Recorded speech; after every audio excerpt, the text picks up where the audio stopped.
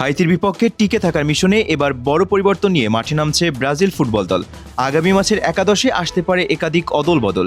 Neymar না ফিরলেও একাদশে দেখা যেতে পারে এক তারকা স্ট্রাইকারকে। আরও বেশি শক্তিশালী হয়ে জবাব দিতে প্রস্তুত কোচ কার্লো আনচেলত্তি।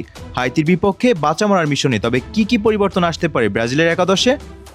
হেক্সা মিশন পূরণ করতে এসে শুরুতে হোঁচট খেয়েছে পাঁচবারের বিশ্ব চ্যাম্পিয়ন ব্রাজিল। আফ্রিকার জায়ান্ট মরক্কোর বিপক্ষে 1-1 গোলে ড্র করেছেন ভিনিসিয়াস জুনিয়র।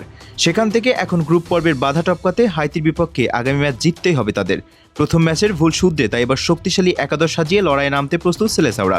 গত ম্যাচে একাধিক ফুটবলের পারফরমেন্স ছিল প্রশ্নবিদ্ধ, তাই আগামী ম্যাচে বেশ কিছু জায়গায় পরিবর্তন নিয়ে মাঠে নামতে পারেন কোচ কার্লো আনচেলত্তি।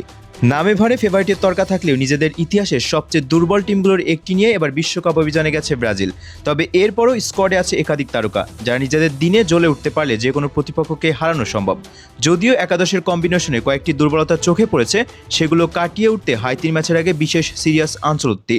মরক্কোর বিপক্ষে ব্রাজিলের বড় সমস্যা ছিল স্কোর নিয়ে, বিশেষ করে নাম্বার 9 হিসেবে খেলা ইগোর থিয়াগো একাধিক গোলের সুযোগ নষ্ট করেছেন নিজের ব্যর্থতায়।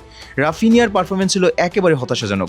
সেখান থেকে হাইতির ম্যাচের শুরুর একাদশে ইগোর থিয়াগোকে পাল্টে ম্যানচেস্টার ইউনাইটেড ফরওয়ার্ড ম্যাথিউস কুনিয়াকে নামাতে পারে টিম ম্যানেজমেন্ট, আর হাফ টাইমের পরে নামানো হতে পারে এনরিককে। মরক্কোর বিপক্ষে গেম টাইম না পেলেও এই ম্যাচে ঠিকই মাঠে নামানো হতে পারে তাকে। এছাড়া দলের মিডফিল্ড পজিশনে একটি পরিবর্তন দেখা যেতে পারে। শেষ ম্যাচে লুকাস পাকেতা তেমনভাবে নিজেকে মেলে ধরতে পারেনি, একাধিক ভুল পাস দিয়ে চাপ বাড়িয়েছে নিজেদের দিকে। তাই তাকে বসিয়ে হাইতি ম্যাচে নতুন কাউকে ট্রাই করাতে পারেন কার্লো আনচেলত্তি। সেখানে সবচেয়ে আলোচিত নাম এডারসন। শেষ মুহূর্তে ওয়েজলি ইনজুরিতে ছিটকে যাওয়ার স্কোয়াডে ডাক পেয়েছেন ম্যানচেস্টার ইউনাইটেড যোগ দেওয়া এই মিডফিল্ডার। সেখান থেকে আগামী ম্যাচের প্রথম দিকের একাদশে তাকে দেখা যেতে পারে। এদিকে গেল ম্যাচে হাফ টাইমের পরে মাঠে নামলেও হাইতি বিপক্ষে শুরুর একাদশে দেখা যেতে পারেন দানিলোকে। সবশেষ ম্যাচে একেবারে মন্দ খেলেননি তিনি।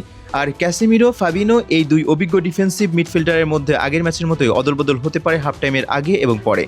স্ট্রাইকার হিসেবে রাফিনিয়া এবং ভিনিসিয়াস জুনিয়রের উপরে শুরুর একাদশে আস্থা রাখতে পারেন কার্লো আনচেলত্তি। তবে শেষের দিকে নামানো হতে পারে গ্যাব্রিয়েল মার্টিনেলিকে। জাতীয় দলের হয়ে তিনি অবশ্য দারুণ ছন্দে আছেন। সব মিলিয়ে বলা চলে একাধিক পরিবর্তন নিয়ে হাইতির বিপক্ষে একাদশ সাজাতে পারেন কোচ কার্লো আনচেলত্তি। বর্তমানে সি গ্রুপের 3 নম্বরে আছে ব্রাজিল। নকআউট পর্ব নিশ্চিত করতে হলে অপেক্ষাকৃত দুর্বল প্রতিপক্ষ হাইতিকে হারাতেই হবে তাদের। তাই নিজেদের স্কোয়াডে সম্ভাব্য সব শক্তিমত্তা ব্যবহার করতে হবে কার্লো আনচেলত্তিকে। এর আগে মরক্কো ম্যাচে ভিনিসিয়াস জুনিয়রের কল্যাণে কোনো মতে পরাজয় এড়িয়ে ড্র করে ব্রাজিল। তবে হাইতি ম্যাচে কোনো প্রকার অঘটনের শিকার হতে চাইবে না 5বারের বিশ্ব চ্যাম্পিয়নরা।